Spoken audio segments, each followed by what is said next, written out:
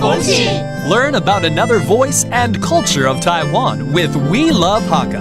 现在就让我们一起加入客家风情每日一客语。Hey everyone, it's time for Daily Hakka here on ICRT. Hello， 你好，大家好，我係 Alice 彭。Hello， 你好，大家好，我係 Joseph Ling。Joseph， 我每年要着嘅洗衫喎。洗衫哦，就是洗衣服，對不對？對。Yes, I love doing the laundry, and let's teach you terms about that.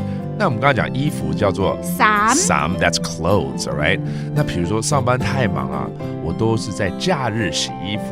上班太忙閒，上班太忙閒，捱到啲，捱到啲。不用了日洗衫，不用了日洗衫。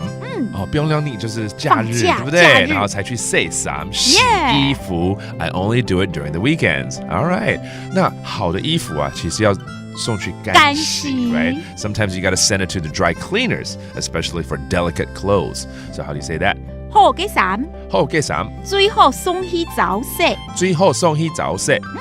早洗不是要去早點去洗哦，是乾洗嗎？對，早洗。早洗 that is dry cleaning.